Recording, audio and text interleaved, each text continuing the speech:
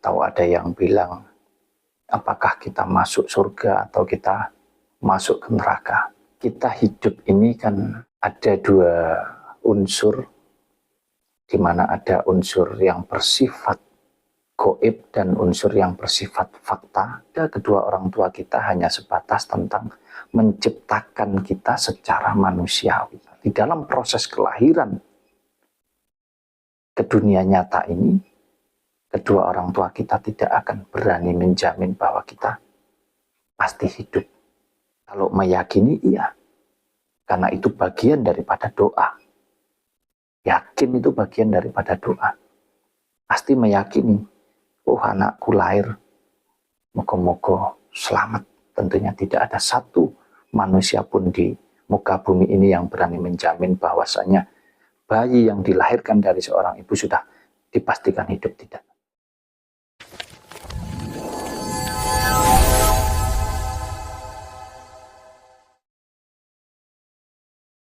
Assalamualaikum warahmatullahi wabarakatuh.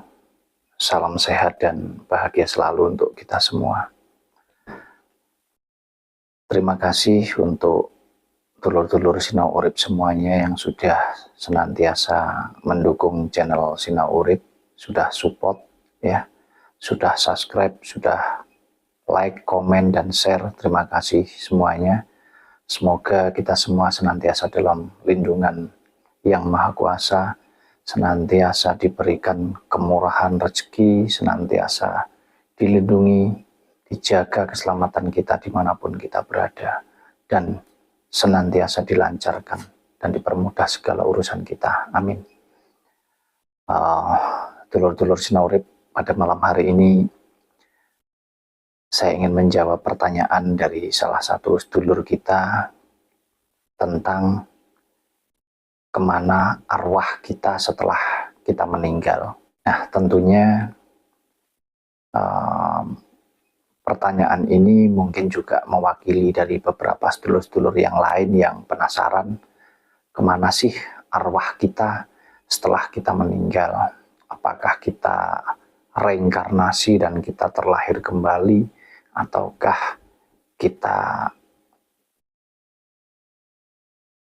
kembali kepada yang punya kehidupan kita, atau ada yang bilang apakah kita masuk surga atau kita masuk ke neraka. Saya akan menguraikan, saya akan menjawab, tentunya fokus terhadap pertanyaan tentang kemana arwah kita setelah meninggal ya. Jadi saya tidak membicarakan tentang apakah ke surga atau ke neraka, akan tetapi saya akan menjawab fokus terhadap pertanyaan, yaitu kemana arwah kita setelah kita meninggal.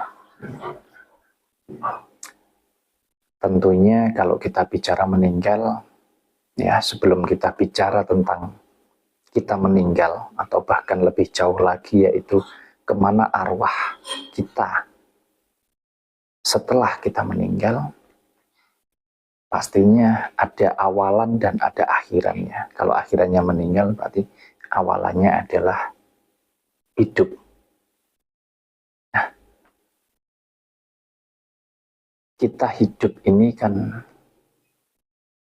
ada dua unsur, di mana ada unsur yang bersifat gaib dan unsur yang bersifat fakta, ya.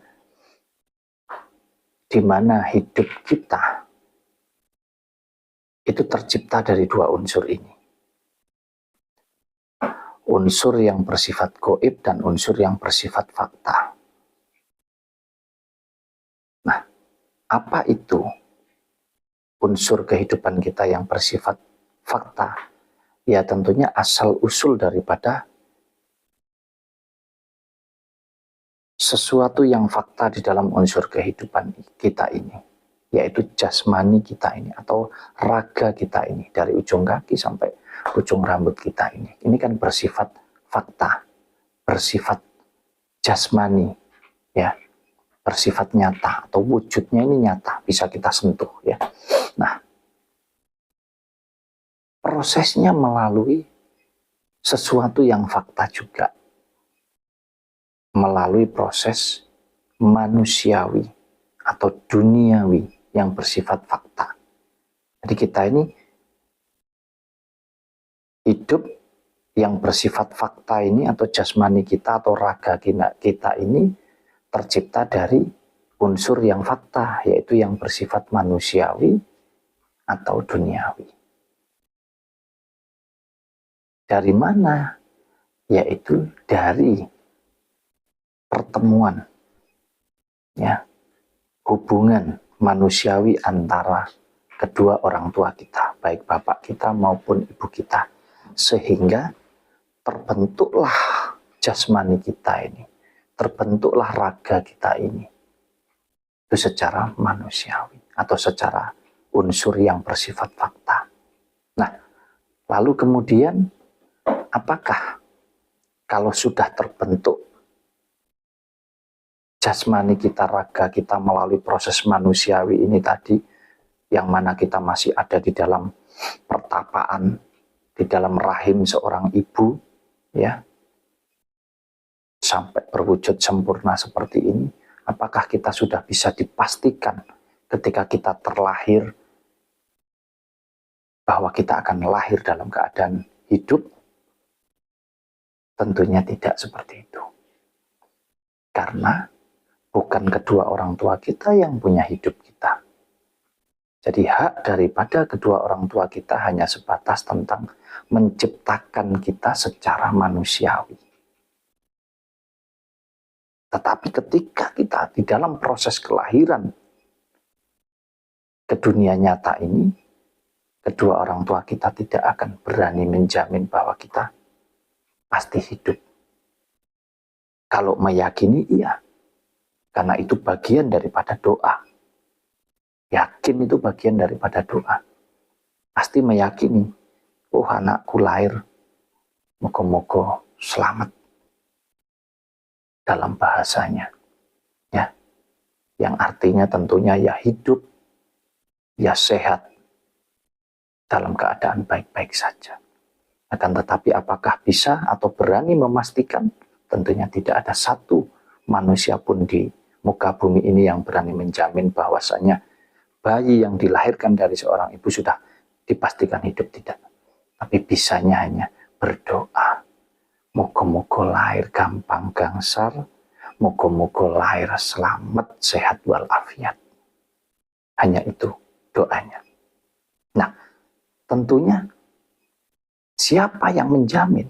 Ya, yang menjamin adalah unsur yang kedua ini tadi. Kalau itu tadi prosesnya melalui manusiawi, melalui proses yang nyata, yang fakta. Nah, hidup kita yang separuhnya adalah bergantung kepada unsur yang bersifat gaib atau unsur daripada ilahi. Kalau kita tidak diberikan roh, tidak diberikan kita nafas kehidupan oleh Sang Pencipta atau Yang Maha Kuwasa atas kehidupan kita, ya tentunya kita tidak akan bisa hidup.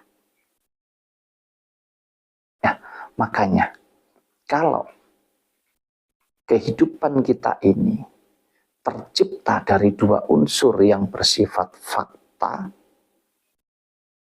dan juga unsur yang bersifat gaib, tentunya kalau kita mau membicarakan tentang kemana arwah kita atau roh kita setelah kita meninggal, ya kembali kepada dua unsur kehidupan kita yang menciptakan kita ini. Yang pertama, yang bersifat fakta, yang bersifat manusiawi atau duniawi akan kembali lagi. Jadi setelah kita meninggal, raga kita ini akan berproses kembali. Kembali kemana? Ya kembali ke unsur duniawi, ke unsur manusiawi. Akan terurai lagi, menyatu dengan jagat raya ini. Nah, prosesnya bagaimana? Tentunya kembali kepada 4 unsur atau 4 elemen yang membentuk raga kita ini. Apa itu? Ada unsur tanah, ada unsur api, ada unsur air, dan ada unsur udara. Semuanya akan berproses secara alami melalui proses duniawi. Makanya jasad kita dimakamkan, ada yang dikremasi, yang macam-macam sesuai dengan agama atau keyakinan yang dipeluk masing-masing. Karena itu bagian daripada syariat. Akan tetapi, kalau kita bicara tentang unsur yang gaib atau roh atau arwah kita, kemana arwah kita akan berpulang atau kemana arwah kita akan pergi setelah kita meninggal. Jadi sudah jelas ya, kalau raganya, jasmaninya ya akan kembali ke duniawi, melalui proses duniawi lagi, karena sifatnya dari awal sudah tercipta melalui proses duniawi, melalui proses yang fakta. Nah, kalau rohnya, kalau arwahnya, kalau asal mulanya daripada ilahi, ya arwah atau rohnya akan kembali ke ilahi.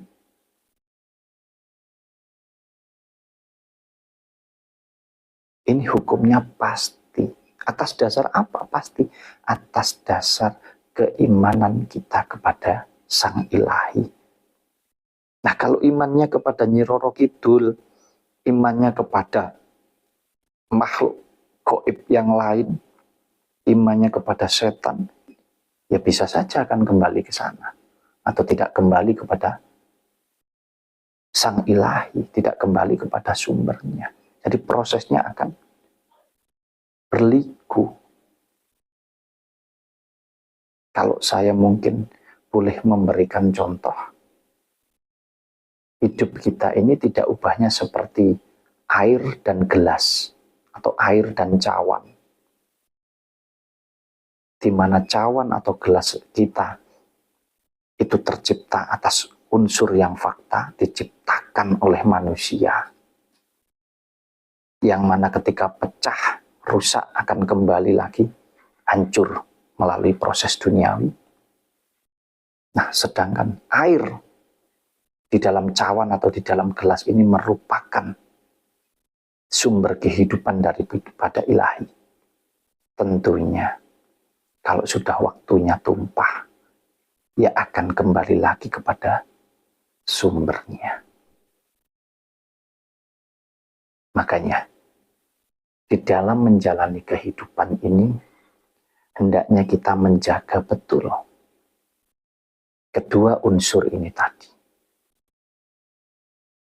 Menjaga betul jasmani kita, menjaga betul rohani kita atau unsur manusiawi kita dan juga unsur ilahinya. Itu harus kita jaga betul.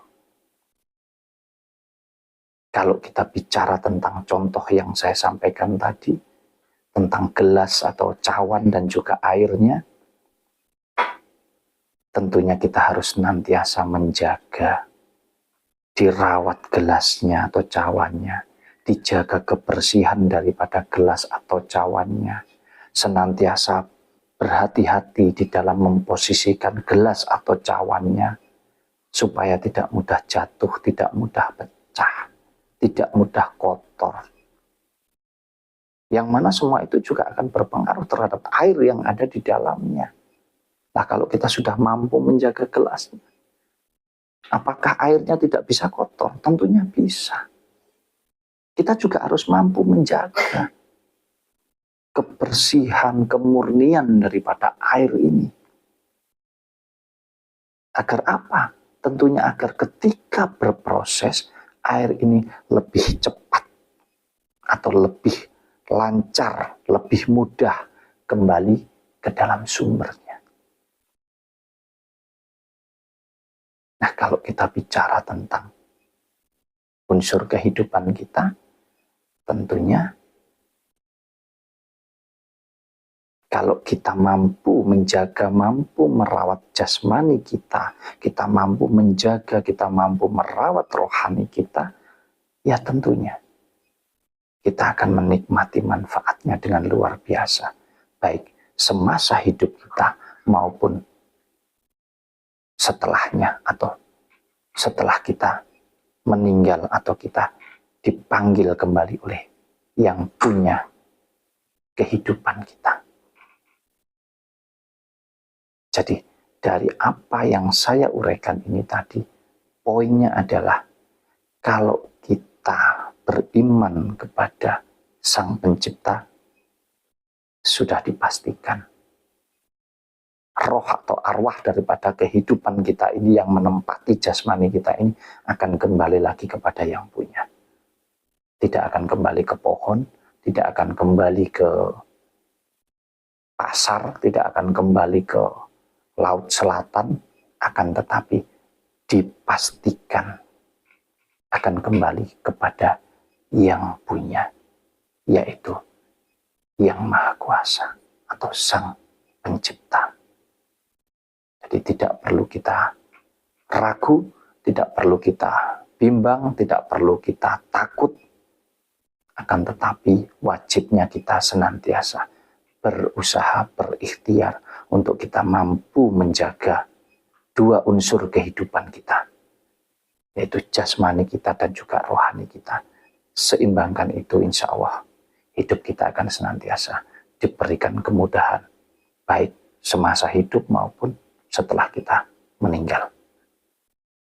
Mungkin ini yang bisa sedikit saya uraikan kepada sedulur-sedulur tentang kemana arwah kita setelah meninggal.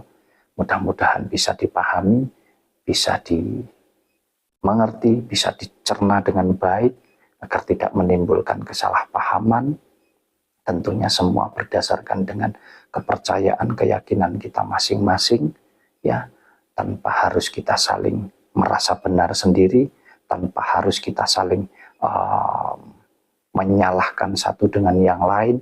Tentunya kita sama-sama belajar kepada hidup kita yang sejati. Terima kasih. Assalamualaikum warahmatullahi wabarakatuh. Sampai jumpa.